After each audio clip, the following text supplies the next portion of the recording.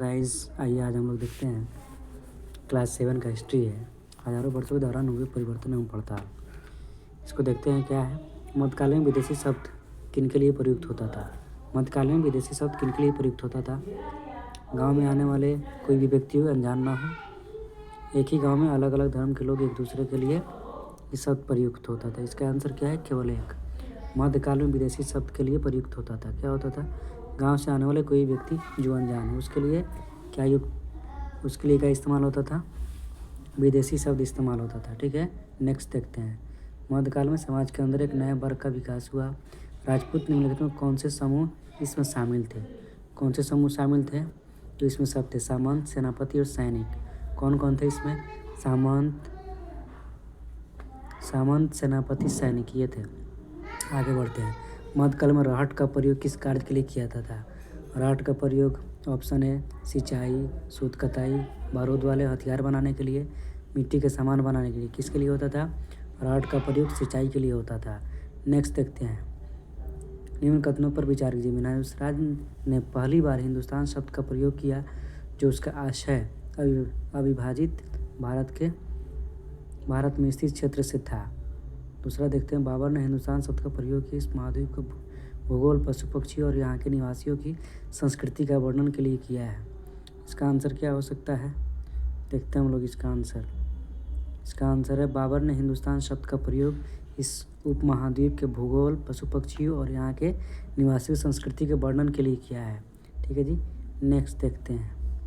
ठीक है, नेक्स्ट हम लोग देखते हैं क्या है इसका परिणाम। देखते हैं फिर से सरस्वती इसमें 4 ही था। अब देखते हैं क्या, दूसरा चैप्टर देखते हैं। नए राजा और उनके राज। दक्कन के राष्ट्रकूट किनके सामंत थे। किनके सामंत थे भाई, कर्नाटक के चालुक्यों के सामंत। दक्कन के राष्ट्रकूट किसके सामंत थे, कर्नाटक के चालुक्यों के सामंत थे। Next question. चोल काल में वेट्टी शब्द किसके लिए इस्तेमाल होता था। चोल काल में वेट्टी शब्द किसके लिए इस्तेमाल होता था, कर्ज और नकद राशि के रूप में वसूली जाती थी। ऑप्शन बी, कर्ज और जबरन शर्म के रूप में लिया जाता था। ऑप्शन सी, कर्ज उत्पादन में हिस्से के रूप में लिया जाता था।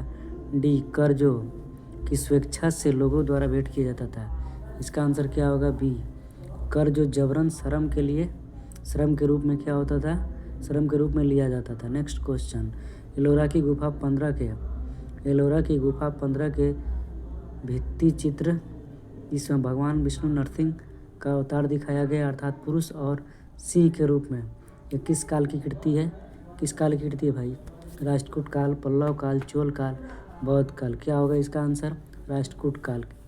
कौन सा काल होगा, राष्ट्रकूट काल होगा। Next question. कलान की रचना के द्वारा हमें किस क्षेत्र के राजाओं का इतिहास का पता चलता है। कश्मीर के राजाओं का, दक्कन के राजाओं का, दक्षिण भारत के राजाओं का, इनमें से कोई नहीं। इसका आंसर क्या होगा, कश्मीर के राजाओं का। इसका आंसर क्या होगा, कश्मीर के राजाओं का। इसमें इतिहास पता चलता है किसकी रचना में, कलहन की रचना में। Next question. गुर्जर प्रतिहार राष्ट्रकूट एवं पाल वंश के शासकों के बीच चली लंबी लड़ाई की चर्चा प्रायः त्रिपक्षीय संघर्ष के रूप में जाना जाता है। सदियों तक चली लड़ाई के कारण क्या था, कलिंग पर नियंत्रण के लिए, कन्नौज पर नियंत्रण के लिए, गोदावरी नदी क्षेत्र पर नियंत्रण के लिए, या कावेरी नदी डेल्टा के नियंत्रण के लिए। इसका आंसर होगा कन्नौज पर नियंत्रण के लिए। किसके लिए, कन्नौज पर नियंत्रण के लिए। Next question. अफगानिस्तान के गजनी प्रांत के सुल्तान महमूद गजनी अपनी भारत विजय के दौरान जीतते हुए लोगों एवं प्रांतों के बारे में जानना चाहता था। इस काम के लिए यह किस विद्वान के साथ अपने साथ लाया था।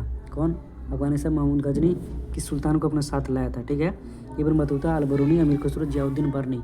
इसका आंसर क्या होगा, अलबरूनी को अपने साथ लाया था। कौन, महमूद गजनी किस को अपने साथ कौन लाया था, अलबरूनी। महमूद गजनी भी अपने साथ लाया था अलबरूनी को। ठीक है, नेक्स्ट क्वेश्चन। चोल किसके सामंत थे, पल्लव के, राष्ट्रकूट के, चेर के, चालुक्य के। इसका आंसर क्या होगा, चोल किसके सामंत थे, पल्लव के शासन थे। ठीक है, चोप याद रखना, चोल किसके सामंत थे, पल्लव के। च से चोर, प से पल्लव। चोल किसके सामंत थे, पल्लव के सामंत थे। Next question. तंजावुर के बृहदेश्वर मंदिर का निर्माण किस चोल शासक ने किया। तंजावुर के बृहदेश्वर मंदिर का निर्माण विजयालय राजेंद्र प्रथम, राजराज या प्रांतक प्रथम। इसका आंसर क्या होगा, राजराज प्रथम ने। इसका आंसर होगा तंजावुर के बृहदेश्वर मंदिर का निर्माण किस चोल शासक के द्वारा किया गया, राजा राज के द्वारा। ठीक है, नेक्स्ट क्वेश्चन, गंगईकोंड चोलपुरम की स्थापना निम्न में से किस चोल शासक द्वारा किया गया? गंगईकोंड चोलपुरम की स्थापना किस शासक द्वारा किया गया? राजा राज राजेंद्र प्रथम, कोलकुंग या कुलुलुंग। तो इसका आंसर देखते हैं, राजेंद्र प्रथम। गंगईकोंड चोलपुरम की स्थापना राजेंद्र प्रथम। गंगईकोंड चोलपुरम की स्थापना किसके द्वारा किया गया? किसके द्वारा? राजेंद्र प्रथम। नेक्स्ट क्वेश्चन, निम्न कथनों पर विचार कीजिए। व्यापारियों के संघ को चोल काल में नगरम कहते थे तथा ये शहर के अंतर प्रशासनिक कार्य भी करते थे। 2. चोल काल के स्थानीय स्वशासन की जानकारी उत्तरमेरु से प्राप्त होती है। इसका आंसर क्या होगा? 1 और 2 दोनों होगा। व्यापारियों के संघ को चोल काल में नगरम कहते थे। ठीक है, व्यापारियों के संघ को चोल काल में नगरम कहते थे तथा ये शहर के अंदर प्रशासनिक कार्य भी करते थे। 2 क्या है? चोल काल में स्थानीय स्वशासन की जानकारी उत्तरमेरु अभिलेख से प्राप्त होती है। नेक्स्ट क्वेश्चन, चोलाकालीन विशेषताओं पर विचार कीजिए। चोलाकालीन मंदिर आर्थिक, सामाजिक और सांस्कृतिक जीवन के केंद्र थे। 2. मंदिर के साथ जुड़े शिल्प में सबसे विशिष्ट था कांस्य प्रतिमाएं बनाने का काम। ऑप्शन 3। 4. चोल कांस्य प्रतिमा संसार के सबसे उत्कृष्ट प्रतिमाओं में गिनी जाती थी। इसका क्या है? 1, 2, 3 तीनों सही है। चोलाकालीन मंदिर आर्थिक, सामाजिक और सांस्कृतिक जीवन के केंद्र थे। 2. मंदिर के साथ जुड़े शिल्पों में सबसे विशिष्ट था कांस्य प्रतिमाएं बनाने का काम।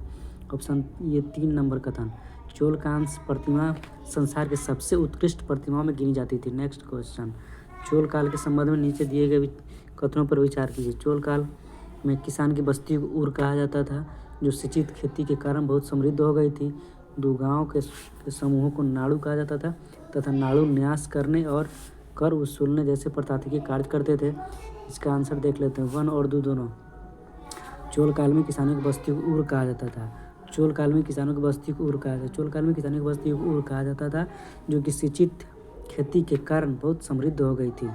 गाँव के समूह को नाड़ू कहा जाता था। याद रखने वाली बात है, गाँव के समूह को नाड़ू कहा जाता था तथा नाड़ू न्याय और कर वसूलने जैसे प्रशासकीय कार्य करते थे। नेक्स्ट क्वेश्चन देखते हैं, निम्नलिखित युग्म में से कौन सी युग्म सही नहीं है? बेलन वगई गैर ब्राह्मण किसान की भूमि थे। ब्रह्मदेव ब्राह्मणों को उपहार में दी गई भूमि।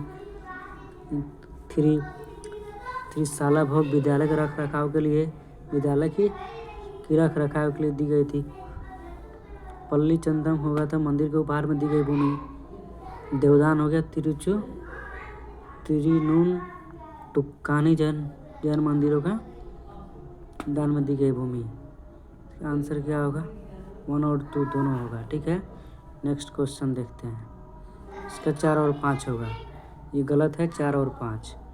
ठीक है, ये है। नेक्स्ट देखते हैं, है ना। अब नेक्स्ट चैप्टर में दिल्ली के सुल्तान। हनुमान जी के साहस और शक्ति की। अब देखते हैं दिल्ली के सुल्तान। नेक्स्ट चैप्टर है, तीसरा चैप्टर है। ठीक है, क्लास 7 का NCERT। इसका हम लोग ऑब्जेक्टिव देख रहे हैं। 3rd चैप्टर है, इसको हम लोग देखते हैं। दिल्ली सल्तनत के शासकों के वंश को बढ़ते क्रम में देखेंगे। तुर्की, खिलजी, तुगलक, सैयद। इसका आंसर देखते हैं हम लोग 2, 3, 4, यानी कि पहले खिलजी, उसके बाद तुगलक, उसके बाद सैयद वंश। ठीक है, नेक्स्ट देखते हैं हम लोग क्वेश्चन। दिल्ली सल्तनत के अंतर्गत गैरिसन शहर का निर्माण किसके लिए किया जाता था? गैरिसन शहर का निर्माण किसके द्वारा किया गया? रक्षक, सैनिक और टुकड़ों को रहने के लिए बनाया गया मजबूत किलाबंद शहर।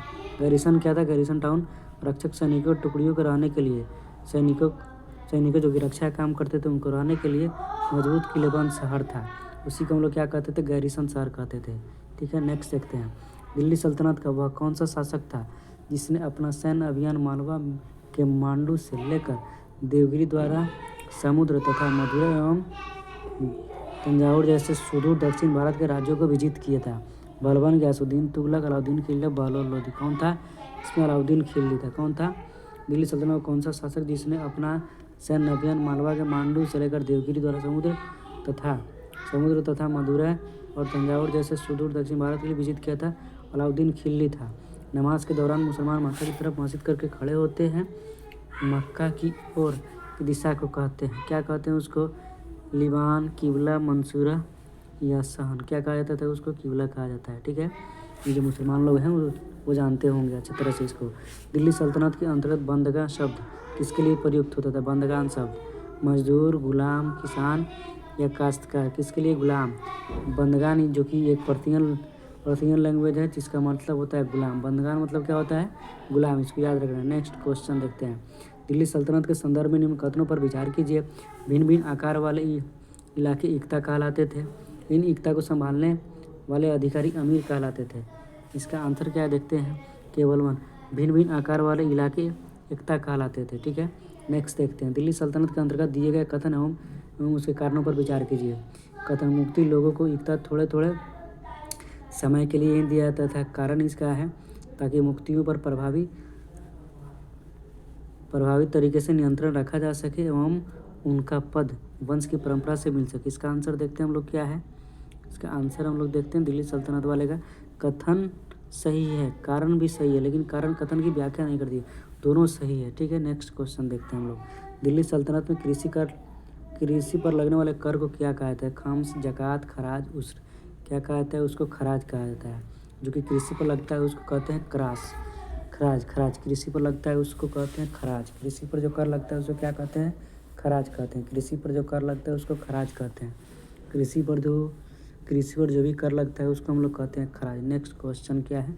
दिल्ली सल्तनत के संदर्भ में निम्नलिखित कथनों पर विचार कीजिए। मोहम्मद तुगलक अपने सैनिकों को नकद वेतन देता था, लेकिन कीमतों पर नियंत्रण करने की जगह उसने टोकन सांकेतिक मुद्रा चलाई थी। मोहम्मद तुगलक द्वारा चलाए गए सांकेतिक मुद्रा धातु के बने होते थे, लेकिन सोने एवं चांदी का न होकर सस्ती धातु होती थी। इसका आंसर क्या है? 1 और 2 दोनों सही है। मोहम्मद तुगलक अपने सैनिकों को नकद वेतन देता था। मोहम्मद तुगलक कैसे देता था? अपने सैनिकों को नकद वेतन देता था, लेकिन कीमतों पर नियंत्रण करने की जगह उसने टोकन मुद्रा चलाई। ऑप्शन 2 देखते हैं। मोहम्मद तुगलक द्वारा चलाए गए सांकेतिक मुद्रा धातु के बने होते थे, लेकिन सोने एवं चांदी के न होकर सस्ती धातु के होते थे। नेक्स्ट देखते हैं हम लोग।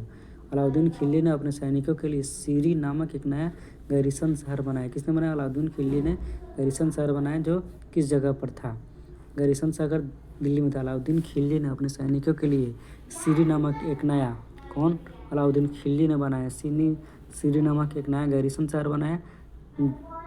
वह किस जगह पर था? दिल्ली में था। ठीक है, नेक्स्ट क्वेश्चन। दिल्ली सुल्तान में बाजार नियंत्रण की नीति को किस सुल्तान द्वारा लागू किया गया था? दिल्ली सुल्तान में बाजार नियंत्रण की नीति को किस सुल्तान द्वारा लागू किया गया? बाजार नियंत्रण मोहम्मद बिन तुगलक, गयासुद्दीन तुगलक, जलालुद्दीन खिलजी, अलाउद्दीन खिलजी। इसका नेक्स्ट आंसर होगा अलाउद्दीन खिलजी। किसके द्वारा किया गया? अलाउद्दीन खिलजी के द्वारा। नेक्स्ट देखते हैं। निम्न कथनों पर विचार कीजिए। अलाउद्दीन खिलजी के समय सबसे ज़्यादा मंगोल आक्रमण हुए। 2 में देखते हैं। अलाउद्दीन ने सैनिकों की एकता की जगह नकद वेतन दिया था। इसका आंसर देखते हैं हम लोग। 1 और 2 दोनों देखते हैं 1 में क्या है। अलाउद्दीन खिलजी के समय सबसे ज़्यादा मंगोल आक्रमण हुए। सबसे ज़्यादा मंगोल आक्रमण कौन हुए? अलाउद्दीन खिलजी, जिसकी एक मूवी भी है पद्मावत, आप लोग देख लीजिएगा, है ना। उसमें अलाउद्दीन खिलजी के बारे में दिखाया गया है। जो कि रणवीर कपूर क्या बने हुए हैं? रणवीर सिंह उसमें अलाउद्दीन खिलजी का उसमें रोल निभाए हुए हैं। ठीक है, तो अलाउद्दीन खिलजी के समय सबसे ज़्यादा मंगोल आक्रमण हुए। अलाउद्दीन ने सैनिकों को एकता की जगह नकद वेतन देना तय किया। नेक्स्ट देखते हैं। नीचे दिए गए कथन एवं कारणों को ध्यान से पढ़िए। अलाउद्दीन खिलजी के बाजार नियंत्रण की नीति सैन्य हितों से परिचालित थी। इसका कारण देखते हैं। सैनिक अपनी आवश्यकताओं की वस्तुएं दिल्ली के व्यापारियों से खरीदते थे, और यह आशंका थी कि व्यापारी अपनी चीज़ों की कीमत को बढ़ा देंगे। कथन और देखते हैं इसका क्या है आंसर।